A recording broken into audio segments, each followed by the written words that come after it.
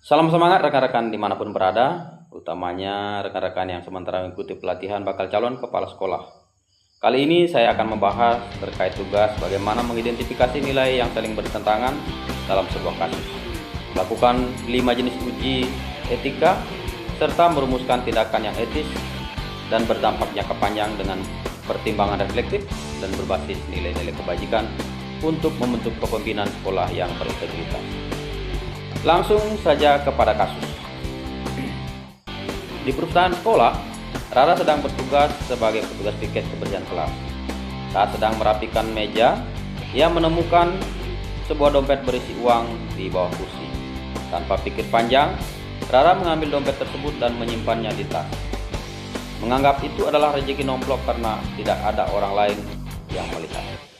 Beberapa saat kemudian terdengar pengumuman dari Ibu Sri, guru pustakawan, bahwa Nina, salah satu siswa kelas lain, kehilangan dompetnya saat membaca buku di perpustakaan.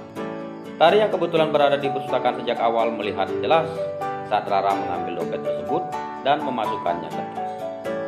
Kini Tari menghadapi dilema. Di satu sisi, ia tahu bahwa dompet itu milik Nina dan kejujurannya adalah nilai yang harus ditegakkan. Namun di sisi lain, Rara adalah sahabat dekatnya yang sering menolongnya dalam mengerjakan tugas dan berbagi bekal setiap hari. Jika Tari melaporkan hal tersebut atau menegur Rara, besar kemungkinan hubungan mereka akan rusak dan Rara tidak akan bersikap baik lagi kepadanya. Nah, pertanyaannya sekarang adalah bagaimana seharusnya Tari menyikapi situasi tersebut? Baiklah rekan-rekan, saya akan menjawab dengan 9 langkah pengambilan keputusan. Berikut analisis saya terhadap kasus Tari dengan menggunakan 9 langkah pengambilan dan pengujian keputusan.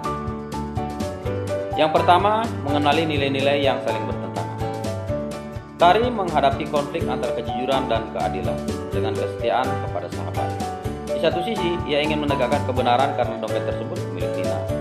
Namun di sisi lain, ia merasa tidak enak jika harus menegur atau melaporkan Rara yang merupakan sahabat dekat. Yang kedua, menentukan siapa yang terlibat dalam situasi. Pihak-pihak yang terlibat dalam kasus ini tentu yang pertama adalah Tari sebagai saksi yang mengetahui kejadian. Yang kedua Rara yang mengambil dan menyimpan dompet. Yang ketiga Nina, pemilik dompet yang kehilangan uang dan barang miliknya.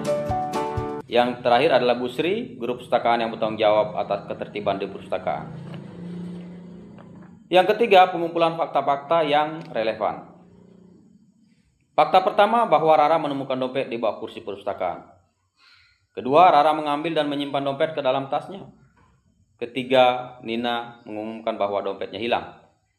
Yang keempat, Tari melihat langsung tindakan Rara. Yang kelima, tidak ada bukti bahwa Rara berniat mengembalikan dompet tersebut. Dan yang terakhir, faktanya adalah dompet tersebut jelas merupakan milik orang lain yang sedang mencarinya. Yang keempat, pengujian benar atau salah. Yang pertama adalah uji legal. Mengambil dan menyimpan barang milik orang lain tanpa izin termasuk tindakan yang tidak benar dan dapat dikategorikan sebagai perbuatan yang melanggar hukum. Uji regulasi. Tindakan tersebut bertentangan dengan tata tertib sekolah yang mengajarkan kejujuran, tanggung jawab, dan menghormati hak milik orang lain. Uji yang ketiga adalah uji intuisi. Hati nurani Tari kemungkinan mengatakan bahwa tindakan Rara tidak benar dan dompet seharusnya dikembalikan kepada pemiliknya. Kemudian uji publikasi. Jika tindakan Rara diketahui seluruh warga sekolah, kemungkinan besar akan dianggap sebagai perbuatan yang tidak terpuji dan merugikan reputasinya. Uji kelima, uji panutan atau idola. Tokoh teladan seperti guru, orang tua, atau pemimpin yang berintegritas tentu akan memilih mengembalikan dompet kepada pemiliknya. Kemudian yang kelima, pengujian paradigma benar lawan benar. Paradigma yang paling relevan adalah kebenaran versus kesetiaan. Kebenaran, Tari harus jujur dan membantu Nina mendapat kembali dompetnya. Kesetiaan, Tari ingin menjaga hubungan baik dengan Rara sebagai sahabat dekat. Kedua nilai ini sama-sama penting, tetapi dalam situasi ini kebenaran perlu lebih diutamakan karena menyangkut hak orang lain. Kemudian yang keenam, melakukan prinsip resolusi. Prinsip yang paling tepat adalah prinsip peraturan. Alasannya karena aturan dan nilai sekolah menegaskan bahwa barang temuan harus dikembalikan kepada pemiliknya atau diserahkan kepada guru. Keputusan tidak boleh didasarkan pada siapa pelakunya, melainkan pada aturan yang berlaku bagi semua orang. Yang ketujuh, investigasi opsi trilema. Selain pilihan melaporkan Rara atau diam saja, terdapat opsi ketiga yang lebih bijaksana, yaitu Tari berbicara secara pribadi dengan Rara. Yang kedua, memberikan kesempatan kepada Rara untuk mengembalikan dompet tersebut secara sukarela kepada Bu Sri atau Nina.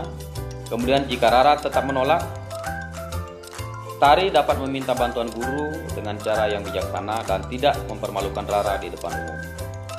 Opsi ini tentu menjaga nilai kejujuran sekaligus menunjukkan kepedulian terhadap persahabatan. Yang kedelapan, membuat keputusan. Maka Tari sebaiknya menemui Rara secara baik-baik dan menjelaskan bahwa dompet tersebut milik Nina. Kemudian mendorong Rara untuk mengembalikan dompet dan meminta maaf atas tindakannya. Selanjutnya, jika Rara tidak bersedia, Tari perlu melaporkan kejadian tersebut kepada Bu Sri demi menegakkan keadilan dan melindungi hak Nina. Kemudian yang kesembilan, melihat kembali keputusan dan melakukan refleksi. Setelah keputusan diambil, maka Tari dapat melakukan refleksi, yaitu bahwa ia telah berusaha menjaga persahabatan tanpa mengabaikan kebenaran. Kemudian Nina mendapatkan kembali haknya.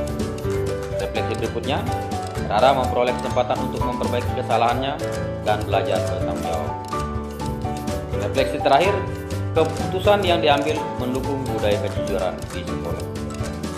Nah, sebagai kesimpulan, keputusan terbaik adalah membantu Rara untuk mengembalikan dompet terlebih dahulu. Jika upaya tersebut tidak berhasil, Tari perlu melaporkannya kepada guru. Dengan demikian, Tari tetap menunjukkan kepedulian terhadap sahabatnya tanpa mengorbankan nilai kejujuran dan keadilan. Demikian yang bisa saya jelaskan, semoga bermanfaat. Terima kasih.